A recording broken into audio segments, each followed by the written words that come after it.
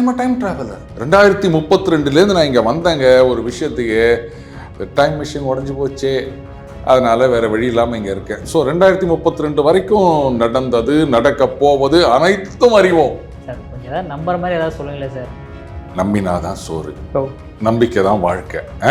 But நான் ஏன் அவரை அப்படியே ஒரு அண்ணனா பாசமா ஃபீல் பண்றேன் அப்படின்னா, அவரும் சீரியஸா பேசுறாரு, நானும் சீரியஸா பேசுறேன். ஆனா மக்கள் அதை ரொம்ப காமெடியா எடுத்துக்கிறாங்க. அவர் சீரியஸா மூஞ்ச வச்சுக்கின்னு சீரியஸா பேசி காமெடி பண்றாரு, நான் கேஷுவலா மூஞ்ச வச்சுக்கின்னு சீரியஸா பேசி காமெடி பண்ணி நிற்கிறேன். ஸோ 2 பேருமே காமெடியன் ஆயிட்டோம். அதனால கூட அந்த ஒரு பந்தம் இருக்கலாம்.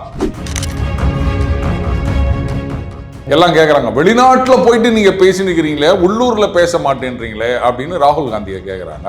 அதே மாதிரி என்னையும் கேட்குறாங்க, மற்ற சேனல்லாம் போயிட்டு ஆத்துன்னு ஆத்துறீங்களே, உங்கள் சேனலில் நீங்கள் ஒன்றும் பாதி நாள் கவனம் விட்டுறீங்களே அப்படின்னு. ஸோ அந்த விதத்துலையும் நமக்கும் அண்ணனுக்கும் ஒரு ஒத்துமை இருக்கு. சார் ஒரு சின்ன ஒரு பர்சனலான கேள்வி, ஓகேங்களா? உங்களோட இந்த இளமையின் ரகசியம் என்ன?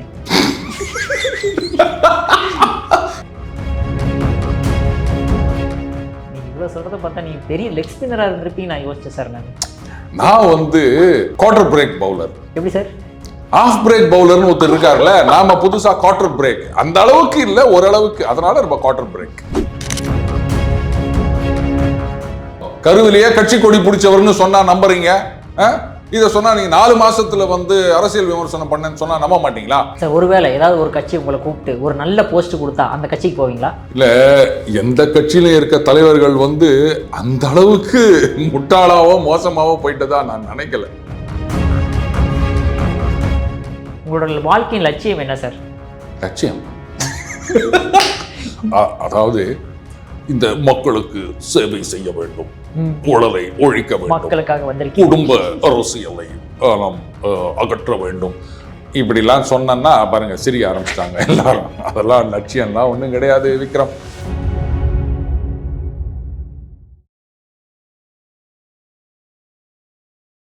இளையபாரத நேயர்களுக்கு வணக்கம். இன்னைக்கு நம்ம நேர்காணலில் நம்ம சிறப்பு விருந்தினர் அரசியல் ஞானி, அரசியல் சக்கரவர்த்தி, daily punch hero Arun sir அவர்கள் தான். சார் வணக்கம் சார். வணக்கம் விக்ரம். ஒரே ஒரு சின்ன வேண்டுகோள். என்ன சார்? இன்னைக்கு எல்லாம் ஹாலிடே மூட்ல இருக்காங்க, அதனால இன்னைக்கு ஒரு நாளாவது இந்த அரசியலெல்லாம் ஒதுக்கி வச்சுட்டு கொஞ்சம் சீரியஸா இருந்தாலும் பரவாயில்ல, ஆனா அரசியல் இல்லாம கொஞ்சம் கேள்வி கேளுப்பான். ஐயோ, அரசியல் கேள்வி கேட்க தெரியாது சார். தெரியாதா? ஆனா எனக்கு தெரியுமே. இல்ல, உனக்கு தெரியாதுன்றது எனக்கு தெரியும். ஓ, ரெடி பண்ணிட்டு வந்துட்டீங்க. இதெல்லாம் காமிக்காத, கட் பண்ணிடு. ஓகே ஓகே, இருக்கட்டும். ஓகே, கேள்வி கேட்கவா சார்? கேளுங்க, தயாரா வந்திருக்கோம்ல. நிஜத்தை மட்டுமே நான் சொல்வேன், நான் சொல்வதெல்லாம் நிஜமாகிவிடும் அப்படின்னு டெமோக்ரஸி நாடகத்தில் சொல்வீங்க. அதே மாதிரி நீங்கள் சொன்ன பல விஷயங்கள் நிஜமாயிருக்கு. அது எப்படி சார் நடக்குது? அது படித்து கேள்வி கேட்குற மாதிரி இப்போ கேட்டிங்கன்னா பார்க்குறவங்க எல்லாம் புரிஞ்சுப்பாங்க. அதனால அது நேச்சுரலாக வரணும். அடுத்த கேள்வியில் இருந்தால் அதை ட்ரை பண்ணிக்காங்க. இல்லாட்டா இதெல்லாம் ஸ்கிரிப்டட் இன்டர்வியூ அப்படின்னு சொல்லிடுவாங்க. அது வேற ஒன்றும் இல்லை விக்ரம். நான் ஒரு உங்களுக்கெல்லாம் இது பிரேக்கிங் ஸ்டோரி, எனக்கு ஹிஸ்டரி. அதாவது 26 என்ன நடக்க போகுது, 27 என்ன நடக்க போகுது அப்படின்னு நீங்களெல்லாம் ஆவலா இருப்பீங்க. சரி, ஆவலெல்லாம் இல்லை, ஆவலா இருப்பீங்க. ஆனால் நடந்ததுன்றது தான் என்னுடைய பார்வையில். Because I'm a time traveller. 2032 நான் இங்கே வந்தேங்க ஒரு விஷயத்துக்கு. டைம் மிஷின் உடஞ்சி போச்சு, அதனால வேற வழி இல்லாமல் இங்கே இருக்கேன். ஸோ 2032 வரைக்கும் நடந்தது, நடக்க போவது அனைத்தும் அறிவோம். சார் கொஞ்சம் ஏதாவது நம்புற மாதிரி ஏதாவது சொல்லுங்களேன் சார். நம்பினாதான் சோறு, நம்பிக்கை தான் வாழ்க்கை. அடுத்த கேள்வி கேளுங்க. சார் நீங்கள் கவர்மெண்ட் சர்வீஸில் இருந்தவர், எப்போ இருந்து இந்த அரசியல் பேச ஆரம்பிச்சிங்க? அதாவது 1972 அக்டோபர், டேட் எனக்கு ஞாபகம் இல்லை. அதிமுக ஆரம்பிக்கப்படுகின்றது. புரட்சித் தலைவர் எம்ஜிஆர் அந்த கட்சியின் முகமாகின்றார். அப்போ நான் எங்கள் அப்பா கிட்ட சொன்னேன். ஏன்னா எங்கள் அப்பா தீவிர திமுக, இன்னி வரைக்கும் அப்படி தான் இருக்கார் அவர். அதனால அவரை நான் திமுக தான் சொல்லுவேன். அப்போ நான் அவர்கிட்ட சொன்னேன், அதை பாருங்க, இப்போ அவர் கட்சியில் வந்துட்டார், இனிமே அவர் இருக்கிற வரைக்கும் அவர் தான், அவரை யாரும் தோக்கடிக்க முடியாதுன்னு. எங்கள் அப்பா அதெல்லாம் முடியவே முடியாதுன்னாரு. என்ன பேசுகிற நீ, கலைஞர் மாதிரி வருமா, இவரெல்லாம் சினிமா புகழ் அதெல்லாம் சரிப்பட்டு வருமா அப்படின்னாரு. நான் அடித்து சொன்னேன், இவர் தான் என்னைக்கு எலெக்ஷன் வச்சாலும் அதுலேருந்து வெற்றி மீது வெற்றி இவர் தான் அப்படின்னு சொன்னேன். ஸோ அப்போதான் என்னுடைய முதல் அரசியல் கமெண்ட் அப்படின்னு சொல்லலாம்.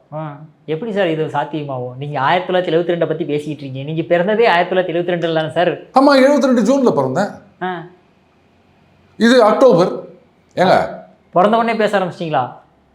இல்லை, 4 மாதம் இருக்கப்பா. கருவிலேயே கட்சி கொடி பிடிச்சவர்னு சொன்னால் நம்புறீங்க? இதை சொன்னால் நீங்கள் 4 மாதத்தில் வந்து அரசியல் விமர்சனம் பண்ணேன்னு சொன்னால் நம்ப மாட்டீங்களா? ஒரே ஒரு நிமிஷம் இருங்க. என்ன சார்? 200 கிரெடிட் ஆயிடுச்சு. இப்போ நம்புறீங்களா? Very good. நம்பிக்கை தான் வாழ்க்கை. சரி, நான் நம்பிட்டோம் சார். ஓகேங்களா? நீங்கள் வந்து அரசியல் மட்டும் பேசுறது இல்லாமல் நாடகம் அதே மாதிரி படங்களில் நடிச்சிருக்கீங்களா சார் நீங்கள்? ஆமாம் விக்ரம், அது ரொம்ப முக்கியமான ரோல் அப்படின்னு சொல்லலாம் ஒவ்வொரு படத்துலையும். இப்போ முதல்ல வந்து இந்த ஆறாவது சினம் படத்தில் நடித்தேன். அதில் பார்த்தீங்கன்னா இன்ஃபேக்ட் என் ரோல் இல்லைன்னா அந்த படமே இல்லை தம்பி. அந்த ஹீரோ இருக்கார்ல, அவர் வந்து ஏதோ சம் பர்சனல் ட்ராஜடி, அதனால் தண்ணி அடிச்சு சுற்றிட்டு இருப்பார். நான் தான் வந்து மினிஸ்டர் கிட்ட சொல்வேன், இல்லை நீங்கள் அவர்கிட்ட அந்த இன்வெஸ்டிகேஷன் ஒப்படைங்க அப்படின்னு சொல்லிட்டு. நான் மட்டும் சொல்லலைன்னு சொன்னால் ஹீரோவுக்கு அந்த சான்ஸே கிடைச்சிருக்காது அந்த இன்வெஸ்டிகேட் பண்ணுறதுக்கு. படமே மூவ் ஆகிருக்காது. ஒரு 10 செகண்ட் தான் வசனம் இருந்தாலும் அதுதான் முக்கியமான வசனம். இந்த மாதிரி தான் ஒவ்வொரு படத்துலையும் நான் வந்திருக்கேன். இந்த குஷி படத்தில் வரும்போது அந்த கார் ஆக்சிடென்ட் முக்கியமாக எஸ்.ஜே. சூர்யா அந்த மாதிரி இல்லை சார்? அதே மாதிரி இப்போ சமீபத்தில் சப்தம்னு ஒரு படம், அதுவும் டைரக்டர் அறிவழகன் அவர்கள் படம் தான். அதில் வந்து அந்த டீன் கேட்பார், இந்த மாதிரி பேய் அப்படின்லாம் இருக்க, இதுக்கு ஏதாவது இருக்கா அப்படின்னு. ஒவ்வொருத்தரும் வந்து மாந்திரிகம் பண்ணலாம், அது பண்ணலாம், இது பண்ணலாம்னு சொல்லும்போது நான் தான் சொல்லுவேன், பாம்பேல ஒருத்தர் இருக்காரு பேய் ஓட்டுறதுக்கு, அவரை கூப்பிடலாம் அப்படின்னு சொன்னோன்னே அப்படியே கட் பண்ணால் ஹீரோ வருவார். ஸோ அங்கேயும் ஹீரோவுக்கு நான் தான் வந்து சான்ஸ் வாங்கி கொடுத்துருக்கேன். ஸோ இந்த மாதிரி முக்கியமான ரோல்களில் நிறைய நடிச்சிருக்கேன். ஆட் ஃபிலிமு, ஷார்ட் ஃபிலிமு, எல்லாம் அப்படி கூப்பிட்டா போக வேண்டியது தான். சரி, வேற என்னென்னலாம் சார் நீங்கள் செஞ்சுருக்கீங்க? என்னென்ன செஞ்சுருக்கீங்க அப்படின்னா வேற ஏதோ மாதிரி இருக்கு. அதாவது ஆரம்பத்தில் வந்து கதை எழுத ஆரம்பித்தேன் விக்ரம்.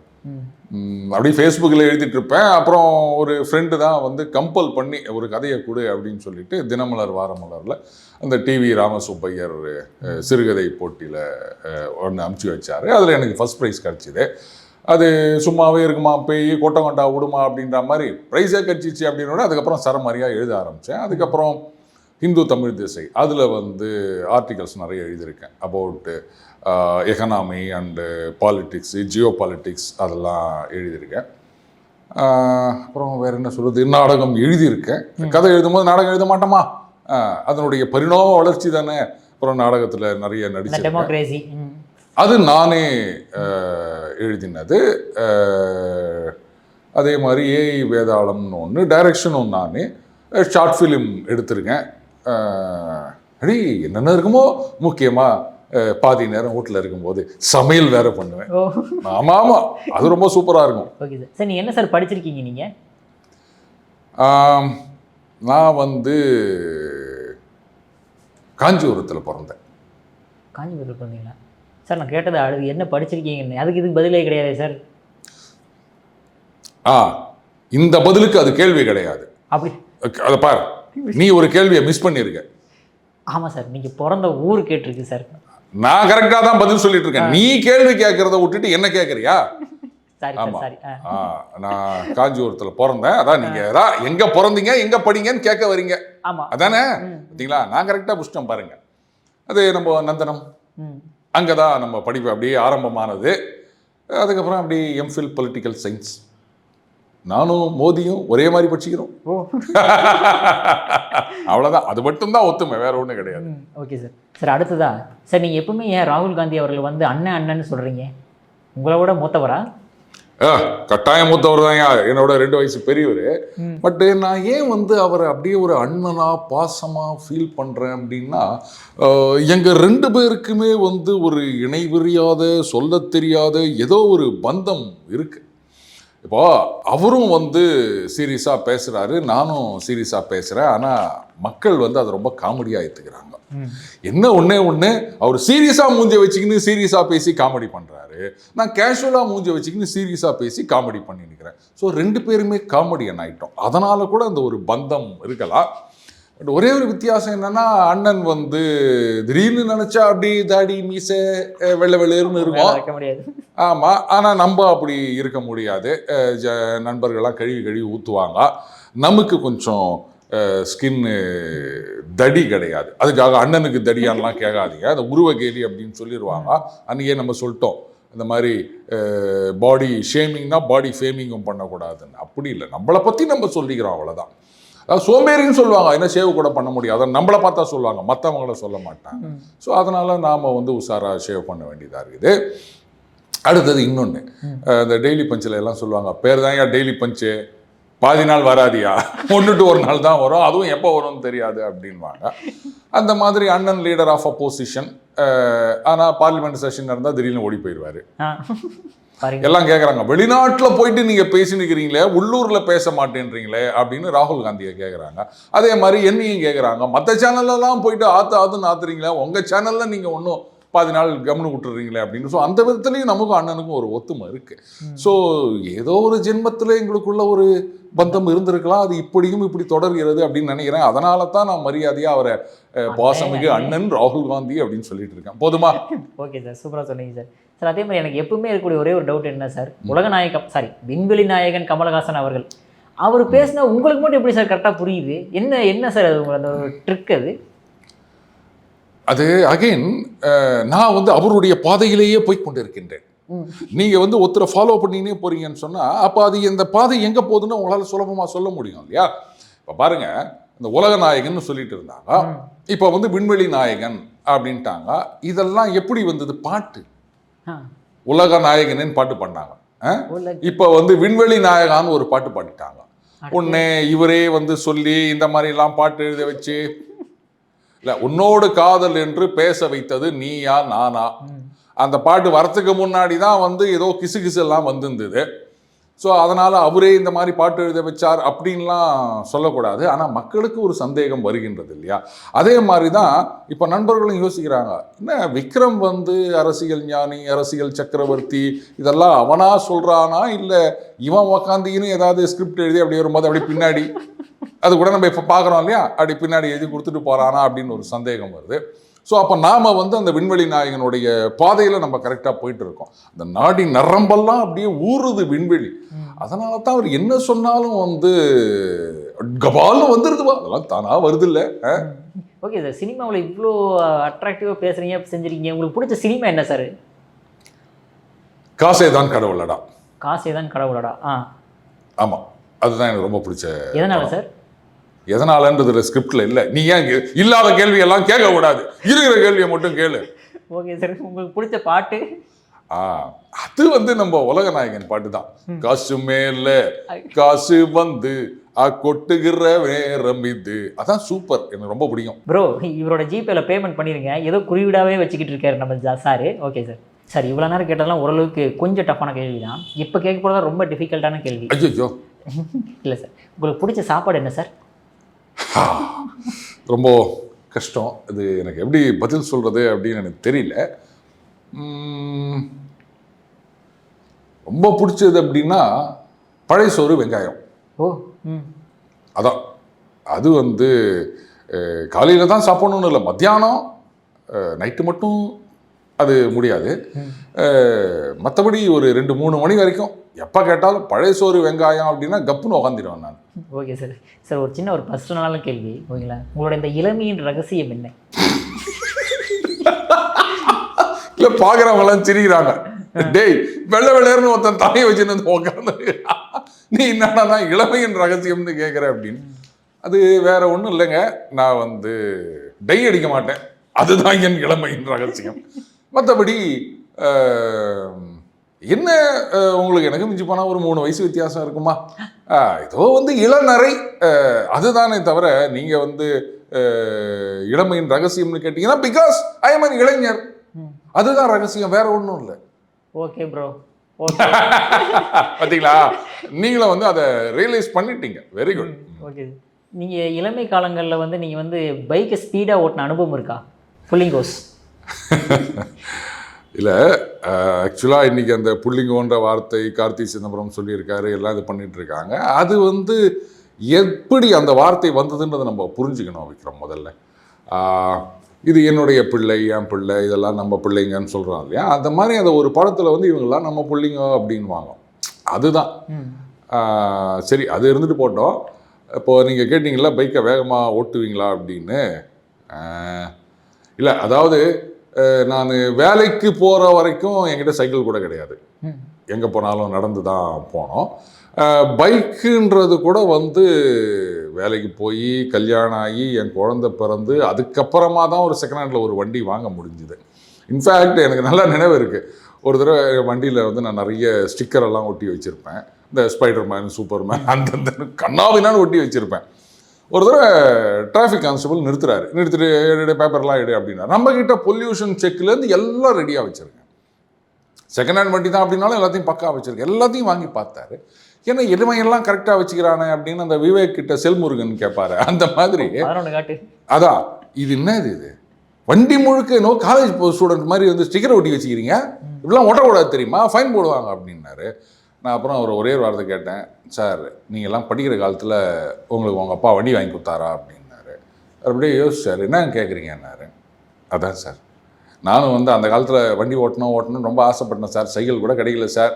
இப்போ இத்தனை வருஷம் கழிச்சு இப்போ தான் சார் வந்து அதுவும் செகண்ட் ஹேண்டில் ஒரு வண்டி வாங்குறதுக்கு சான்ஸ் கிடச்சிது.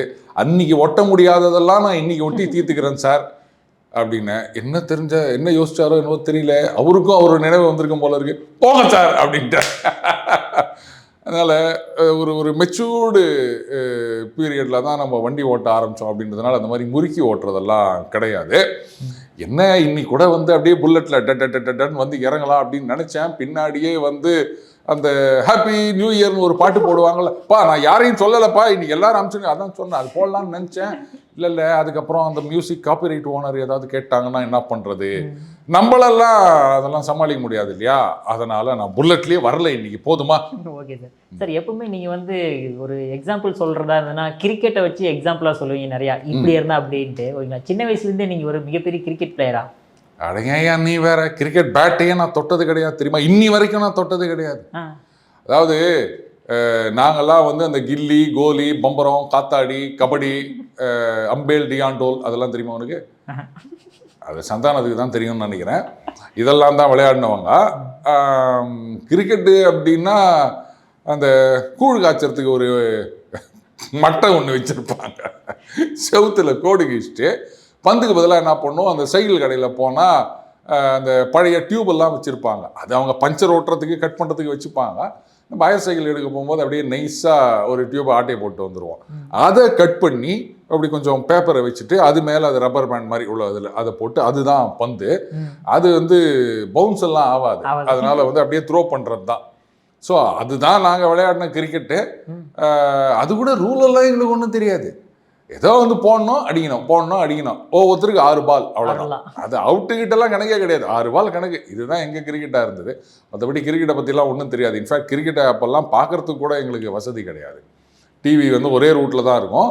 அதுவும் வந்து சினிமா அப்படிங்கும் போது ஞாயிற்றுக்கிழமை சாயங்காலம் 4 நாள் வாங்கிக்கணும் உள்ளே விடுவாங்க. சினிமாவுக்கு வரவங்களுக்கு அந்த வாரம் வெள்ளிக்கிழமை ஒலி மொழியும் ஃப்ரீ. மற்றபடி கிரிக்கெட்லாம் வைக்க மாட்டாங்க. அதுக்கெல்லாம் நீங்கள் காசு கொடு, ஏன்னா கிரிக்கெட்டு நாள் முழுக்க ஓடிட்டு இருக்கோம்ல, அதனால யாரையும் சேர்க்க மாட்டாங்க. பார்த்ததெல்லாம் கிடையாது.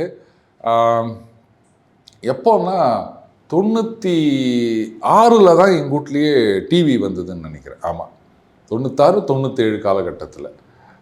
அதுக்கு முன்னாடி டிவி கூட கிடையாது. ஸோ பெரிய இதெல்லாம் கிடையாது. இப்போ வந்து எல்லாம் அண்ணன் சீக்கா, அது அவங்க சொல்கிறத வச்சு அப்படியே நாமளும் அப்படியே உருட்டின்னு இருக்கிறோம்ப்பா, வேற ஒன்றும் கிடையாதுப்பா. சார் நீங்கள் இவ்வளோ சொல்கிறத பார்த்தா நீங்கள் பெரிய லெக் ஸ்பின்னராக இருந்திருப்பீங்க நான் யோசிச்சேன் சார். நான் வந்து குவார்டர் பிரேக் பவுலர். எப்படி சார்?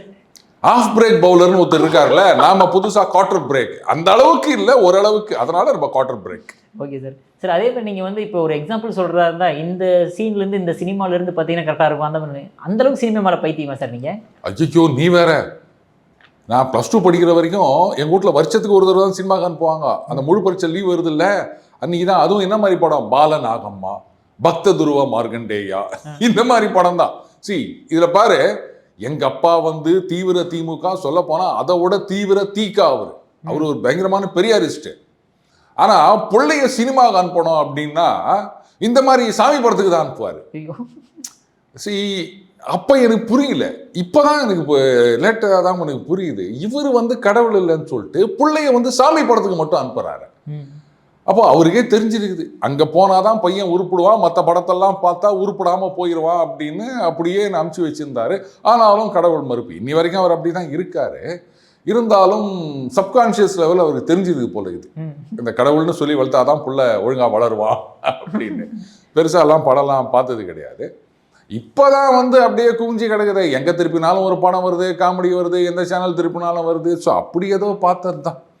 அப்படியும் சமீபத்தில் வந்து ஃபேஸ்புக்கில் வந்து சினிமா விமர்சனம் எழுதியிருந்தேன். அது மாதிரி வந்து கமல்ஹாசன் நல்ல பாரம்பரிய குடும்பத்துலேருந்து வந்தவர், ஆனால் அவருக்கு வந்து ஸ்ரீவித்யாவை கல்யாணம் பண்ணிக்கணும்னு ஆசை, அப்பா எதிர்ப்பு. அதுக்கப்புறம் ஸ்ரீவித்யா அவங்களும் வந்து கமல்ஹாசனை கல்யாணம் பண்ணிக்கணும்னு ஆசை, அதாவது அந்த லிவிங் டுகெதர் அப்படின்றதையும் ட்ரை பண்ணுறாங்க. அது காலத்தை மீறிய ஒரு தாட்டாக இருக்குது. ஆனால் கடைசியில் பாரம்பரியம் அப்படின்னு சொல்லிட்டு வந்துடுறாங்க. ரஜினி அவர் பாருங்க, அப்படியே ஷேவ் பண்ணாத ஒரு தாடி, அப்படியே பரட்டத்தலை, அப்படியே ட்ரெஸ்ஸை பற்றி ஒன்றும் கேர் பண்ணுறது கிடையாது. ஆனால் கேட்டை திறந்துன்னு வந்தாருன்னா அது செம மாசாக இருக்குது அப்படின்னு நான் போட்டிருந்தேன். உடனே வந்து எல்லாரும் கமெண்ட் போட்டாங்க, என்ன நீங்கள் இது மாதிரி பர்சனல் பற்றிலாம் நீங்கள் பேசக்கூடாது, இது ரொம்ப இதுவாக இருக்குது, இந்த அளவுக்கு நீங்கள் தரம் தாழ்ந்து போவீங்க நாங்கள் நினைக்கல அப்படின்னு சொன்னாங்க. நான் சொன்னேன், ஏங்க கோச்சிக்கிறீங்க, முழுசும் படிச்சிங்களா நீங்கள் அப்படின்னு.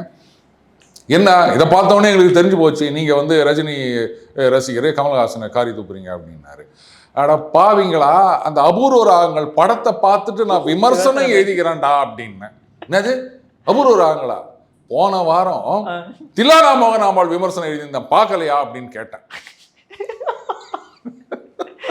அப்புறம் தான் ஜனங்களுக்கு புரியுது, ஓஹோ இவன் சினிமா விமர்சனம் தான் எழுதிருக்கான், ஆனா அது வந்து நிஜ வாழ்க்கை மாதிரி இருக்குது, நீ ஏன்டா அவசரப்படுறீங்க அப்படின்னு. ஸோ இப்போ மறுபடியும் அதெல்லாம் எழுதலாம் அப்படின்னு இருக்கேன். ஸோ இப்போ பார்த்தது தான் விக்ரம் அந்த படங்கள்லாம். Okay sir. சார் அடுத்து ரொம்ப முக்கியமான கேள்வி சார், எல்லாருமே கேட்கக்கூடிய கேள்வி தான். ஓகேங்களா, நீங்கள் அரசியலுக்கு வருவீங்களா? அதுன்னு வருவீங்களா? ஏற்கனவே நான் அரசியலில் தானே இருக்கேன். அரசியலை பற்றி பேசுகிறோம், அரசியலை பற்றி புரிஞ்சுக்கிறோம். அப்புறம் இதை விட அரசியல் இருக்கிறதுக்கு வேற என்ன வேணும்னு கேட்குறேன். பேசினாவே அரசியல்வாதியா நம்ம? அவ்வளோதான். பேசாதவங்கெல்லாம் அரசியல்வாதியாக இருக்கும்போது, 40 நாள் மௌனமாக இருக்கவங்கெல்லாம் அரசியல்வாதி தலைவர்னு சொல்லும் போது தினைக்கும் பேசியிருக்கிறேன்னு என்ன அரசியல்வாதின்னு சொல்ல மாட்டியா? சார் ஒருவேளை ஏதாவது ஒரு கட்சி உங்களை கூப்பிட்டு ஒரு நல்ல போஸ்ட் கொடுத்தா அந்த கட்சிக்கு போவீங்களா?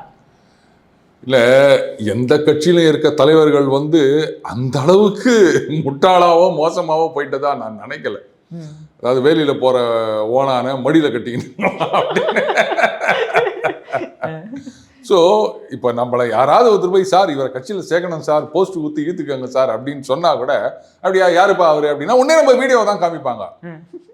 ஏண்டா நல்லா இருக்கிறது பிடிக்கலையா அவனுக்கு, இவனை கொண்டாந்து இங்கே உட்காந்து சொல்கிறேன், இவன் பக்கத்தில் வந்து உட்காந்தான்னா நம்மளையே குட்டின்னு இருப்பான்டா, அவன் அங்கேயே தூரக்கே இருக்கட்டும், அப்படியே பார்த்துன்னு இரு, தப்பி தவறி கிட்ட கொண்டாந்துடாது அப்படின்வாங்க.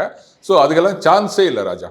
Okay sir. சார் கடைசியாக ஒரே ஒரு கேள்வி சார், ஓகேங்களா, நியூ இயர் அப்படின்றனால கேட்குறேன், உங்களோட வாழ்க்கையின் லட்சியம் என்ன சார்? லட்சியம் அதாவது இந்த மக்களுக்கு சேவை செய்ய வேண்டும், ஊழலை ஒழிக்க வேண்டும், மக்களுக்காக வந்திருக்கீங்க, குடும்ப அரசியலை நாம் அகற்ற வேண்டும், இப்படிலாம் சொன்னா பாருங்க சிரிக்க ஆரம்பிச்சிட்டாங்க எல்லாரும். அதெல்லாம் லட்சியம்லாம் ஒன்றும் கிடையாது விக்ரம். 2 வரி தான் சொல்லிட்டா, ஓ இது வேற மாதிரி அர்த்தமாகுதா, சரி பரவாயில்ல, அது கரெக்டாக சிங்க் ஆகுது. நம்ம நல்ல நேரம் படத்தில் வாத்தியார் பாடியிருப்பார்ல, ஓடி ஓடி உழைக்கணும், ஊருக்கெல்லாம் கொடுக்கணும், அவ்வளோதான். உடம்புல தெம்பு இருக்கிற வரைக்கும் உழைக்கணும், நம்மளால் ஊருக்கெல்லாம் கொடுக்க முடியாதுங்க. ஏதோ நம்மளால் முடிஞ்ச அளவுக்கு கஷ்டப்படுறவங்க அப்படி இப்படின்னு ஏதோ நண்பர்கள் ஏதாவது சொன்னாங்கன்னா ஏதோ நம்மளால் முடிஞ்சதை ஒரு கிள்ளி குத்துனுக்கிறோம், அவ்வளோதான். இதே வந்து அந்த கடவுள் கடைசி வரைக்கும் வச்சுருந்தானா அதுவே போதும், அவ்வளோதான்.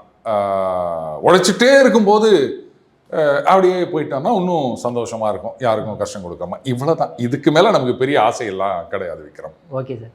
சார் ரொம்ப கடினமான கேள்விகளுக்கு அற்புதமான பதில் கொடுத்துருந்தீங்க சார். சார் உங்கள் போனான் நேரம் இளையபாரனை ஒதுக்குனதுக்கு மிக்க நன்றி சார். நன்றி விக்ரம். இந்த பதிலை விட கேள்விகள் நல்லா இருந்தது அப்படின்னு சொன்னால் அதுக்கும் எனக்கு தான் கிரெடிட் வரணும்ல. ஆமாம். அப்போ இதையும் எடிட் பண்ணிடுங்கப்பா, போட்டுறாதீங்க.